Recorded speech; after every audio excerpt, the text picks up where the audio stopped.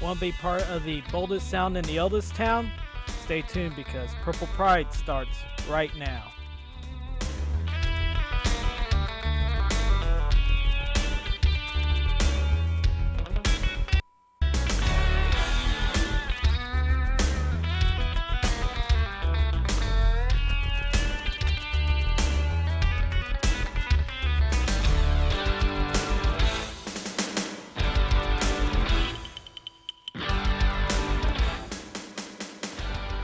Hello, and welcome to another edition of Purple Pride. I'm Julian Jones. Today we have Director of Lumberjack Marching Band, Dr. David Campo. How you doing today, sir? Very good, Julian. How are you? Pretty good. So, what the viewers really want to know is what makes Lumberjack Marching Band different than other colleges? The traditions at SFA are what make the Lumberjack Marching Band such a unique organization. One of the most unique traditions among those is the fact that we march both military and corps styles. What's the difference between military and corps style? The background of those is really what initiates the difference in those. Military marching comes from, of course, military bands, everything in strict formation up and down the field, and the corps marching comes more from the time when marching band got attached to football games, and it was more about the pageantry and more about the pictures on the field and that sort of thing. Right. And see, I have a little brother who is in the marching band. He tells me that military style is much harder than learning corps style. Would you agree with that? I think that probably depends on the student. I think most of the time, my experience here has been, since we do both, that the students who come in from corps backgrounds have more difficulty learning the military than the other way around. Do the shapes that the band makes have any meaning to the music? Sometimes yes, sometimes no. It depends on the drill writer, depends on the particular transition that we're talking about. But sometimes yes. What's your favorite part of the show that you actually put together? I do all of the musical arrangements as well as most of the drill for the marching band, and I think my favorite part is doing the music. That's the very beginning of that and planning out how everything is going to happen from that point forward. So.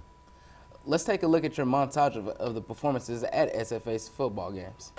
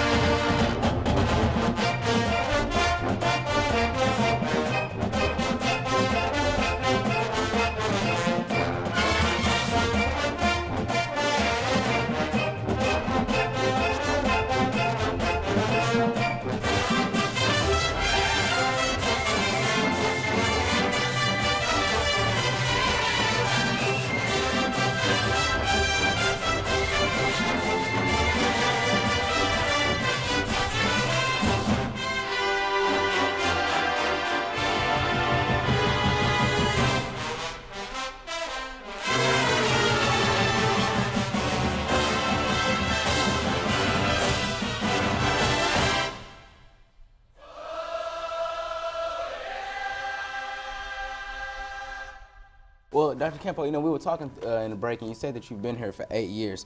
What does it mean for you to be directing at this marching band? This has been such a wonderful experience for me, and coming here and becoming involved in the traditions and the pride that we have on the SFA campus. It's really been a wonderful experience for me.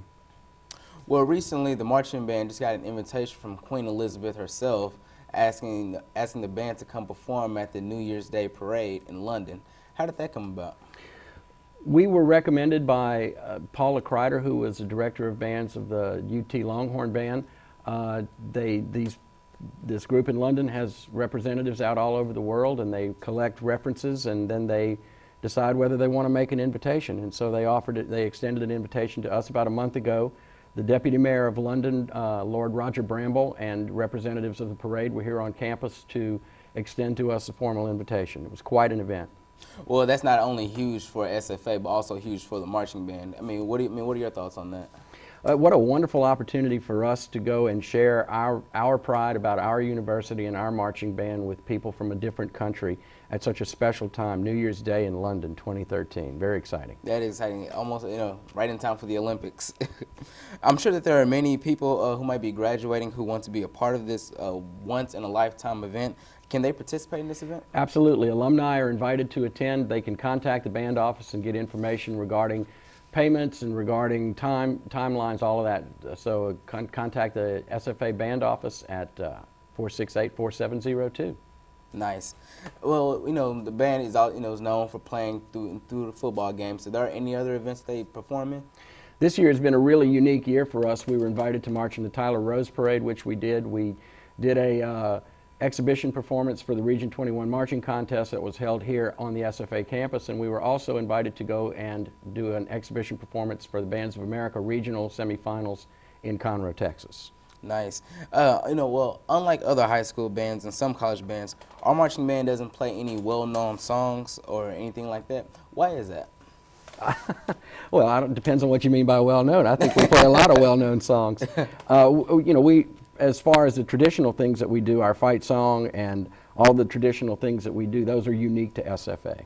Now, did the students, do they have any input on what they play, or is it? Absolutely. At the beginning of every planning season, which usually begins in February or March of the prior year, we will start talking about what music we're going to play, what halftime themes we're going to do, how the drill is going to look. We begin all of that planning with the students. Right now, just for me watching the games, there's a lot of neat choreography that goes on. How long does that actually take? From beginning to end of in a production, probably about 2 months of preparation time, including writing the music and writing the drill and doing all the choreography and all the things that are involved. Oh, neat. Why doesn't our fight song have any lyrics besides the 4 lines we say? That's a great question. The tradition of our fight song, the history of our fight song is very, very interesting. The fight song here used to be Dixie. And during the 1960s, that was very politically incorrect, as you can well imagine. Right. And so we were asked to stop doing that. And the president of the university at that time asked the band director, Mel Montgomery, to find something else to play for the fight song. And he asked him on a Wednesday. And so Mr. Montgomery had to find something before Saturday. So he went digging through the library, and he found a march called Pride of the Illini that had a great trio.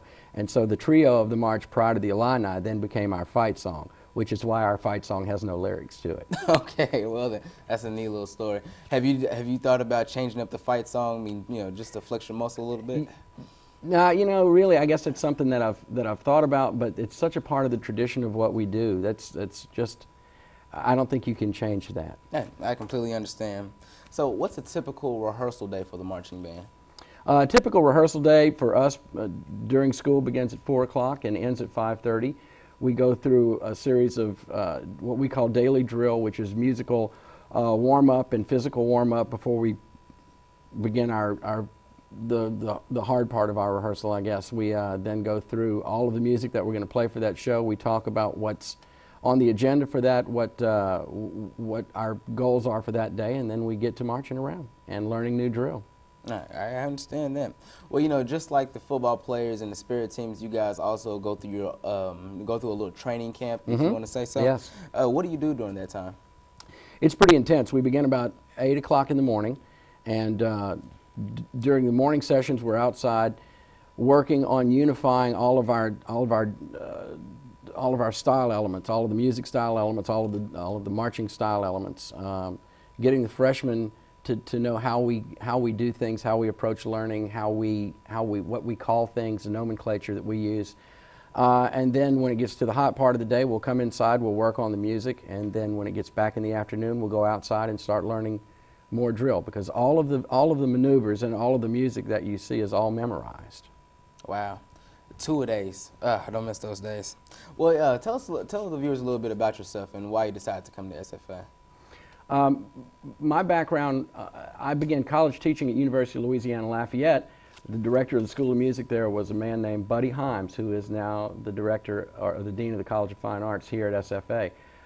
He told me at that point I needed to probably go and get a doctorate if I wanted to continue in the college game, so I went up to the University of Oklahoma, and the director of the marching band at University of Oklahoma was Brian Britt, who was the director of the marching band at SFA. And so when this job came open at the end of my doctoral studies, he said, "You want to get that job." And so I came down here with the idea of many band directors before me, including band director at University of Texas, band director at Oklahoma, band director at Michigan State, that I would be here for a couple of years and then I would move on to the next big job.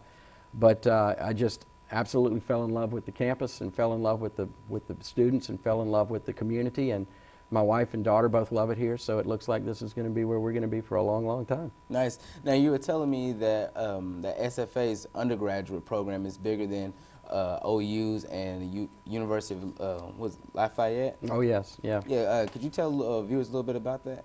Our music education program at SFA is very well developed and very large. The graduate programs at some of the universities that you've mentioned are obviously bigger than ours is, but our undergraduate music education program is pretty big and recognized nationwide for the quality of teachers that we put out. Okay. Well, what can we expect from the marching band for years to come? Lots of excitement. Lots of excitement. We're going to continue to do what we do and support the SFA football team in their quest for a national championship. I just decided I'm going to stay here until we finally accomplish that goal. We'll continue to do what we've done in years past and uphold the traditions and try to break some new ground along the way. Hey, I don't blame you. Well, certainly that invitation to London, that's a big step right there. That's going to be a lot of fun. No, what are you guys doing to prepare for that, or have you started preparing for it yet? Well, we really haven't just done anything but begin to talk about the logistics of how we're going to get everybody from here to London and how that's going to happen. So we're not even into the planning phases yet in terms of our performance, but as time goes on, we will be. Okay, I understand. Now, marching band is very physical. It's very physically challenging and mentally challenging. You having to learn the all the choreography and the music itself. Would you consider it to be a sport? I think that there are athletic elements to it, but I don't know that I consider it a sport in terms of the way we do it at the college level, because there's no competition. Oh, okay, I understand. Well, how can someone join the marching band? They can contact me directly at the band office, 936-468-4702, or by email, campodw@sfasu.edu. Oh, great. Well, guys, that's it for today's edition of Purple Pride. I'm Julian Jones, and this is Dr. David Campo. Doctor, thank you for joining us. It was a pleasure, Julian. All right, Nacogdoches, y'all stay classy.